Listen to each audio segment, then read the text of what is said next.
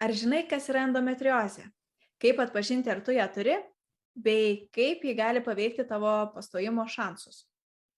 Kovas yra endometriozės pažinimo mėnuo, tad šiame epizode būtent kalbėsime apie tai ir atsakysime į visus tuos klausimus. Jeigu dar nesi paspaudęs prenumeruoti, padaryk tai ir pradedam.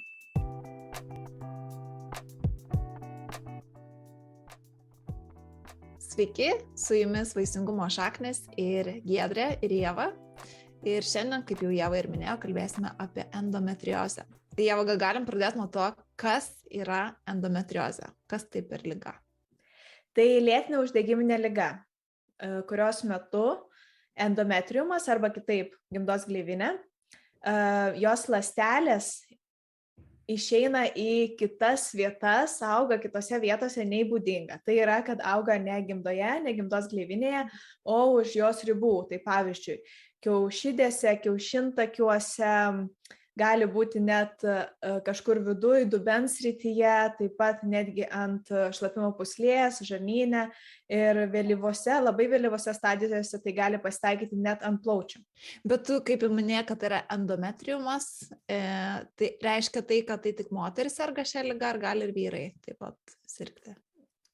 Na taip, tai endometriozė, tai būtų taip išvertų šitą žodį, tiesiogiai būtų, kad tai yra gimdos gleivinės būklė arba gimdos gleivinės liga.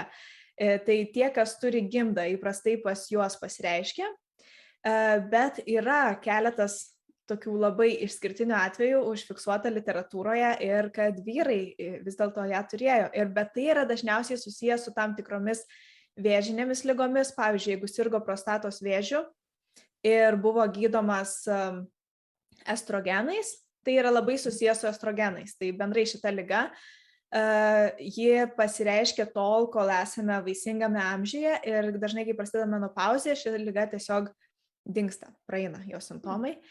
Ir taip pat dėl to vyram, jeigu yra didesnis estrogeno, estradiolio kiekis, jiem gali pasireikšti ši liga. Bet tai tikrai nėra kažkokia taisyklė ir standartas, tai yra greičiau išskirtiniai atvejai, labai išskirtiniai. Ir tai yra tik tais keli tokie užfiksuoti literatūroje. Supratau. Tai reiškia, moteris serga dažniausiai šią ligą. O kaip dažnai ji pasitaiko? Bendrai populiacijoje moterų tai pasitaiko nuo 6 iki 10 kažkur procentų. Nėra pastebėta kažkokio didesnio tos ligos atsiradimo pastaruoju metu, tai visą laiką, kaip ir buvo, sakykime, prieš 30 metų, taip ir dabar, toks panašus dažnis yra išlikęs.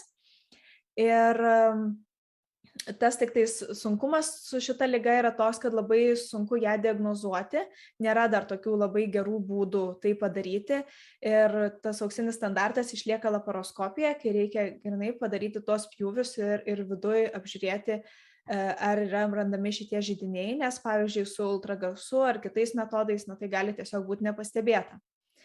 Ir dėl to moteris gali ilgai kentėti skausmus ar kažkokius kitus susijusius simptomus ir nežinoti, kad čia yra endometriozė ir gydytojai gali to nenustatyti. O tas vidurkis šios ligos nustatymo išlieka visgi 7 metai, kas yra labai daug. Tai jeigu 7 metus bando diagnozuoti, tai čia yra vidurkis. Tai kitiems reiškia trunka dar ilgiau negu tai, kol galiausiai prieinama diagnozė, kad tai yra endometriozė. O, tikrai labai ilgai užtrunka. Ir tu paminėjai skausmus kaip simptomą endometriozės. Ar tai reiškia, kad, pavyzdžiui, visos moteris, kurios patiria skausmą mėnesinių metu, galbūt turi endometriozę? Ar gali būti, kad tai yra ir tam tikri kiti simptomai šitos ligos be skausmo? Tai, kad sakyti, kad visom moterim, kurios patiria skausmą, jom yra endometriozė, tai tikrai taip nėra, tačiau visgi net iki 80% moterų, kuriuom yra endometriozė, jos patiria skausmingas mėnesines, tai tikrai didelis procentas.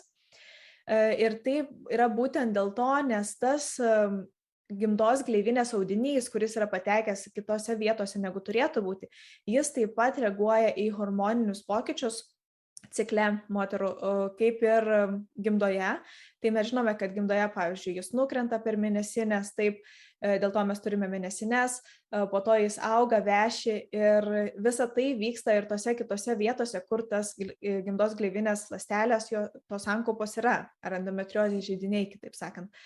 Tai reiškia, dėl to ir pasireiškia šitie skausmai ir ypač per mėnesines, nes tada nukritinėja tarsi vyksta mėnesinės tose vietose, kur jos neturėtų būti, taip paprastai tariant. Ir tai būtent sukelia tuos visus skausmus ir tai sukelia uždegiminius procesus, kas dar labiau gali padidinti skausmą. O tai, žinoma, tų simptomų yra daug ir įvairiausių. Ir labai priklauso ir nuo stadijos, nuo sunkumo endometriozės ir nuo individualių faktorių. Tai pavyzdžiui, gali būti taip pat dispareunija, kas yra skausmingi lytiniai santykiai ir tai taip pat gana dažnai pasitaiko, net iki 50% moterų, kurios turi endometriozę, taip patiria. Taip pat gali būti tiesiog lėtinis dubens skausmas, jis irgi pasitaiko gana dažnai iki 50%. Ir tas skausmas gali pasireikšti ir nugaros srityje. Ir tiesiog yra daug tokių dalykų endometriozės metu, kurie padaro gyvenimą sunkesnį, sakyčiau, ir tikrai apsunkina to moteriam gyvenimą, nes ir tos mėnesinės būna be galo skausmingos ir kitom, kurios neturi endometriozės, yra net sunku tai įsivaizduoti tą skausmą, kurios jos turi praeiti. Taip, iš tikrųjų, aš pati pažįstu keletą moterų, kurios serga endometriozę ir abiejų atvejai gana skirtingi. Viena iš tų moterų, jinai patiria ne tik skausmus mėnesinių metu, bet man atrodo, jos ir gimda išoperuota ir viskas ir vis tiek skauda ir tie skausmai yra tokie nepakeliami, kad žmogus negali net dirbti. Kitu atveju, mano kita pažįstama moteris, kuri irgi turi endometriozę, jinai net nežinojo, kad turi endometriozę, kol nesusidūrė su vaisingumo problemomis. Tai irgi tokie dideli, kaip ir skirtumai yra, dėl to turbūt taip ir sunku nustatyti ją, nes nėra kažkokio vieno būdo atpažinti arba nėra kažkokio vieno simptomo, kuris būtinai tada sukelia tą įtarimą dėl endometriozės. Kaip ir šitų tavo atveju galima matyti tikrai tai labai skirtinga ir būna net tokių atvejų, kai endometriozė visgi yra besimptomė. Tai vadinama tylioji endometriozė. Ir tai pasitaiko net iki 20-25% visos endometriozės atveju nebūna jokių simptomų, bet visgi gali būti pridaryta žalos ir gali, pavyzdžiui, būti sukeltas nevaisingumas vis tiek. O tai kaip endometriozė ir nevaisingumas yra susiję? Endometriozė pastoti gali trukdyti per visus tos uždegiminius procesus dėl minėto endometriumo audinio patekimo kitur. Tai dėl šių uždegiminių procesų atsiranda įvairios saugos, randai, pertvaros ir jie gali užkirsti kelią būtent spermatozoidam per kiaušintakius pasiekti kiaušialąstę, tai pavyzdžiui, padaro kiaušintakius nepratekamus arba net trukdo embrionų implantacijai pačioje gimdoje. Tai tokie yra pastebėti dabar kol kas poveikiai. Bet jeigu endometriozė yra kiaušidėse, tai ten susidaro tokios šokoladinės cistos, dar kitaip vadinamos, arba mediciniškai endometriomos. Ir jos yra šokoladinės dėl to, nes ten yra būtent tas audinys endometriumo viduje, tai dėl to toks tarsi kraujas, taip, ir dėl tos spalvos tas toks pavadinimas ir kilo. Bet ten nieko nėra smagaus su tom šokoladiniam cistom ir jos gali užaugti labai didelės ir gali kliudyti, jos tarsi užima visą kiaušidę ir tuomet trukdo kiaušialąstėm bręsti ir netobuliuoti. Ir taip pat, jeigu jos netgi yra mažos, jeigu jos sprogsta ir išsilieja tas gimdos gleivinės audinys, tos ląstelės išsilieja kiaušidę, tai labai sumažina kiaušidžių rezervą. Tai reiškia, kad sumažina tą mūsų kiekį kiaušialąsčių likusių ir taip gali taip pat paveikti vaisingumą ir pastojimo galimybės. Bet ar teisingai supratau, reiškia tai, kad moteris, kurios turi endometriozę, visą laiką turės problemų su nevaisingumu? Ne, tikrai ne. Tikrai ne visos moteris su endometriozė yra nevaisingos arba tikrai net ne visos patiria kažkokių tai sunkumų pastojant. Bet yra pastebėta, kad tarp nevaisingų moterų kažkur 30% turi endometriozę. Ir dėl to tai yra toks didesnis, sakykime, skaičius negu bendroji populiacija. Žinom, kad iki 10% bendroji populiacija, o tarp nevaisingų jau truputį didesnis, tai tikrai rodo sąsają. Na ir visa tai yra paaiškinama, kaip ir minėjau, šitais uždegiminiais procesais ir taip toliau, bet ar taip kažkaip paveiks vaisingumą ar ne, labai priklauso nuo jūsų individualios situacijos ir nuo stadijos endometriozės. Bendrinis toks, sakyčiau, taisyklė bendrinė yra tokia, kad kuo vėlyvesnė ar kuo sunkesnė endometriozė, tuo bus sunkiau pastoti, bet tai visgi nėra 100% taisyklė ir tikrai visko būna ir priklauso net nuo vietos, pavyzdžiui, kur yra šitie endometriozės židiniai. O tos stadijos gal gali pasakyti, kokios jos yra?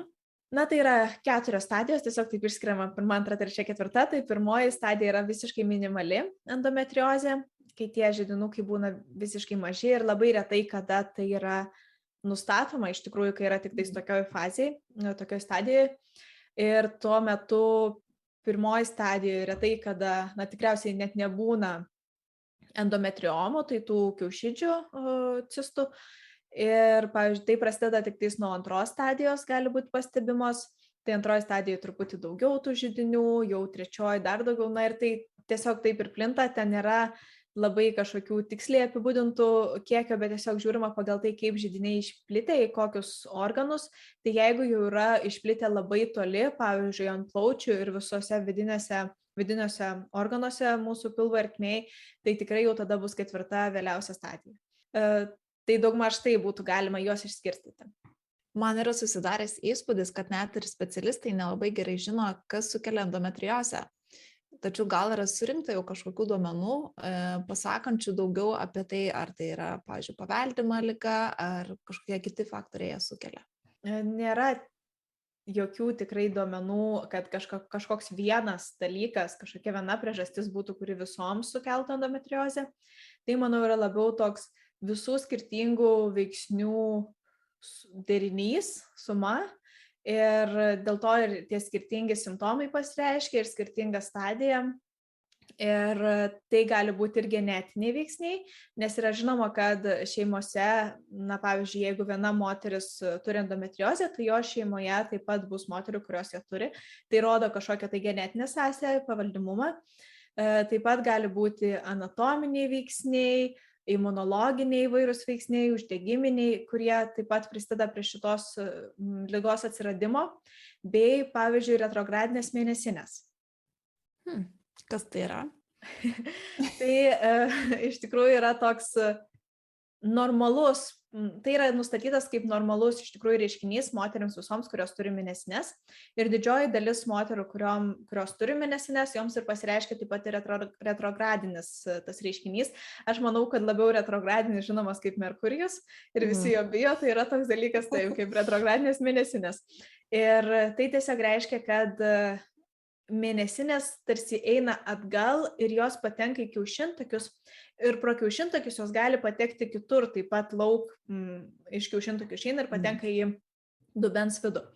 Ir tai yra visgi tos ląstelės gimdos gleivinės, kurios turėtų išeiti lauk, taip kaip menstruacijos, bet jos patenka kitur ir sako, kad jos gali sukelti uždegiminius procesus ir tai gali lemti endometriozės atsiradimą. Tačiau tai nėra 100% faktas, nėra taip, kad visi su tuo sutiktų mokslininkai, bet tai gali būti vienas kaip iš variantų vis dėlto. Ir su tom retrogradinėm mėnesinėm, kaip ir minėjau, tai dabar yra nustatyta, kad kaip ir tikriausiai didžioji dalis moterų jas turi, jom pasireiškia. Ir kodėl tai pasireiškia, taip pat nėra žinoma, nes daugiau jos yra studijuojamos būtent dėl endometriozės ir kaip tai gali būti susijęs su endometrioze, bet pačios jos nėra studijuotos ir nėra žinoma, kaip jos atsiranda ar kas tai lemia. Aš mačiau keletą tyrimų, pavyzdžiui, apie tai ir aš manau, kad tai būtent susijęs su tom retrogradinėm mėnesinėm, tai buvo apie lytinius santykius mėnesinių metu. Ir buvo bandyta išsiaiškinti, ar tai lemia didesnę endometriozės riziką. Tai nustatė, kad jokie lytiniai santykiai, lytinis aktas, nei analinis, nei vaginalinis, nei oralinis nesukelia didesnės endometriozės rizikos. Na, pavyzdžiui, mėnesinių metu, jeigu tai vyksta, tai aš manau labai gerai, bet tuo pačiu tai reiškia, kad nes buvo bijoma, kad gal orgazmo metu tai būtent ir lemia tai, kad mėnesinės tarsi išeina pro tos kiaušintakius ir kažkaip tai galėtų prisidėti. Tai vienas iš tų tokių hipotezių, bet ji buvo kaip ir paneigta, būtent susijusi su seksu, su lytiniais santykiais. Bet yra kita hipotezė, kas tai gali lemti, tai yra endokrininės sistemos disruptoriai, tai yra visi tie chemikalai mūsų aplinkoje. Ir sakoma, kad jie tikrai prisideda prie endometriozės atsiradimo ir net yra keletas jau tokių tikrai rimtų tyrimų padaryta apie tai, kad pastebėta, kad daug metų atgal tai lyg ir buvo mažiau endometriozės, o po to, kai prasidėjo plastiko gamyba ir daug tų visų chemikalų pateko į mūsų aplinką, lyg ir daugiau, tai gal ir nelabai gali būti siejama kaip sąsaja, bet taip pat yra pastebėta, kad šitie visi endokrininiai disruptoriai tai ne tik sakykime, sujaukia mūsų visą hormoninę sistemą ir padaro hormoninį disbalansą, didina estrogeno kiekį, kas taip pat yra susijęs su endometrioze ir sunkesniais endometriozės simptomais, bet taip pat ir skatina uždegiminius procesus. Tai visi šitie dalykai tarsi kažkaip susiję yra su būtent endometrioze. Ir taip pat pastebėta, kad tie endokrininės sistemos disruptoriai sujaukia mikrobiotą, taip pat ir makšties, ir žarnyno. Ir dabar daromi tyrimai, kaip tai gali paveikti būtent endometriozės atsiradimą ir ar yra kažkoks skirtumas tarp moterų, kurios neturi endometriozės ir jų mikrobiotos ir tų, kurios turi endometriozę. Tai manau, neužilgo turėsim rezultatus ir čia. O tai ar yra endometriozė pagydoma? Deja, nėra. Kol kas nėra tokio gydymo būdo, kuris grinai pašalintų endometriozę, ją išgydytų. Tai labiau yra telkiamasis dėmesys į tai, kaip sumažinti jos plitimą arba sumažinti visus tos susijusius simptomus, tai pavyzdžiui skausmą. Kaip ir prieš tai minėjau, pažįstu vieną moterį, kuri pašalino gimdą tam, kad, galbūt neišgydintų endometriozę, bet sumažintų skausmus. Ar tai yra dažnai taikoma gimdos šalinimas endometriozės atveju? Ar dažnai, gal ir nelabai galiu pasakyti, kad dažnai labai, nes čia priklauso nuo tos stadijos, bet jeigu yra gimda pažeista ir jeigu yra žinoma, kad jau moteris nebenori, pavyzdžiui, susilaukti vaikų, tai tada vienas iš pasiūlymų yra pašalinti gimdą arba netgi, pavyzdžiui, jeigu yra kiaušidėse, kiaušintakiuose, tai pašalinti visas tas vietas, kur yra būtent tie endometriozės židiniai. Tai taip, chirurgija yra vienas iš būdų. Bet taip pat gali būti taikoma hormonų terapija, gali būti taikomi tiesiog kontraceptikai, kad sumažinti tuos simptomus. Ir tikrai daugam tai padeda. Esu tikrai ne vieną atvejį girdėjus, kad tikrai džiaugiasi, nes tai tiesiog padeda sumažinti endometriozės skausmus. Jeigu tai yra kiaušidėse tos cistos, tai tada jeigu yra mažesnės negu 4 cm cistos, dažnai yra nerekomenduojama jų šalinti. Būtent dėl to, nes pati ta procedūra, tas pašalinimas gali kažkaip vis tiek truputį pažeisti tas kiaušidės ir tuo pačiu mūsų tas kiaušialąstės ir gali sumažinti šansus pastojimo, bet jeigu yra jos didesnės cistos negu 4 cm, tai yra tikrai rekomenduojama ją šalinti ar ne kažkaip jas drenuoti, nes kartais galima atlikti drenažą, tarsi išimti tą skystį iš tos cistos. Bet tai taip pat, jeigu tas skystis kažkur pateks, jis gali taip pat pažeisti visą tą kiaušidę, tai labiau yra tada rekomenduojamas tiesiog ta operacija, laparoskopija taip pat yra daroma. O yra tokie veiksniai, kaip ir minėjau, pavyzdžiui, menopauzė, tai jeigu prasideda menopauzė, sumažėja hormonų, tai greičiausiai tiesiog nebeplinta ir pati endometriozė, tai ji gali netgi išnykti ir gali dingti, taip sakykime, kad nebebus tų skausmų. Ir nėštumas taip pat turi iš tikrųjų tokių sąsajų su endometriozės sumažėjimu, sumažina jos riziką net, tačiau tai nereiškia, kad tai yra kažkoks išsigelbėjimas ir tai tikrai nereiškia, kad po nėštumo ji neatsinaujins. Pavyzdžiui, jeigu buvo endometriozė, nėštumo metu dėl irgi hormonų pokyčių tiesiog gali nebesijausti jokių endometriozės simptomų, nebesijausti skausmo. Bet įprastai po nėštumo visgi po keleto mėnesių, kai jau nustojama ir maitinti, jeigu maitinama, tai kai hormonai vėl grįžta į savas vėžes, tai vėl gali atsinaujinti endometriozę taip pat. Tai čia nėra kažkoks gydymo būdas, nes tikrai yra vienas iš tų mitų, kad sakoma, pastosi, būsi nėščia ir tau viskas išsigydys endometriozę. Tai tikrai dėja, bet endometriozės neišgydo. Tai atrodo, kad reikia moteriams turinčiams endometriozę kažkaip išmokti gyventi su šia kaip ir būklė ar liga, ar ne? Ar yra kažkokie būdai, kažkokie metodai, kur palengvina gyvenimą su šia liga? Vienas iš tų tokių svarbiausių būdų, manau, yra tiesiog priimti endometriozę kaip savo gyvenimo dalį ir stengtis kuo daugiau apie ją sužinoti, tas tikros tos pagristos informacijos apie galimus gydymo būdus, apie tai, kas gali padėti būtent sumažinti skausmą. Išmokti, jeigu yra įmanoma, prisiderinti savo gyvenimo būdą prie būtent endometriozės ir jeigu galima, pavyzdžiui, darbą priderinti, kad tada, kai yra skausmingos tos mėnesinės, kai prasideda, jeigu yra tada didžiausias skausmas, kad kažkaip nereikėtų svarbių susitikimų tada atlikti. Nes mums gal ir atrodo, kad tai yra labai sunku padaryti, bet dažnai galima suderinti ir pasikalbėjus su netgi savo bosų, su vadovais, galima taip pat išspręsti šitas problemas. Ir aš žinau ne vieną moterį, kurios kreipėsi ir bandė taip prisiderinti, nes žinoma, tai yra, toks jau tas gyvenimas yra tada su endometriozė ir turi bandyti priderinti tai, kad gautum kuo geresnę gyvenimo kokybę, sakykime, kad nereikėtų per kančias, per vargus ten kažko daryti.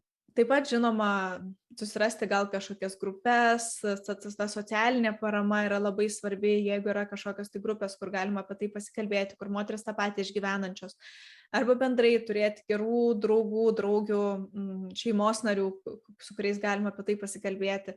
Vis tiek ta socialinė mūsų parama mums visais atvejais yra labai svarbi. Tai čia taip pat vis tiek tai yra lėtinė liga, tai šios ligos, sakykime, lėtinės ligos atveju taip pat yra labai svarbu tas bendravimas, kad jaustumėj suprasta, nes dažnai moteris su endometriozė praeina labai daug metų, kol galiausiai joms tai yra nustatoma, tai jos tikrai jaučiasi, atrodo, nesuprastos ir dažnai asocijuojasi tai tiesiog su kažkokia skausmingo mėnesinėm ir visi, ko tu čia perdedi, taigi čia visi mes turim tas mėnesinės, jos kartais paskauda, tas toks vis tiek dar yra, sakyčiau, neigiamas ir negeras požiūris visuomenės, vien dėl to nežinojimo būtent, kas ta liga yra ir kaip ji pasireiškia. Tai tikrai moteris turi tokius labai skaudžius, sakykime, išgyvenimus, nes atrodo niekas nesupranta manęs, niekas nežino, ką aš išgyvenu ir pati pradedi galvoti, gal aš tikrai perdedu netgi kartais. Tai yra svarbu ta tokia parama. Taip pat, žinoma, miegas visada mūsų fiziniai, emociniai sveikatai yra labai svarbu, tai reikia skirti savo to laiko, o jeigu yra būtent miego kažkokių sutrikimų, kreiptis į gydytojus, kad padėtų.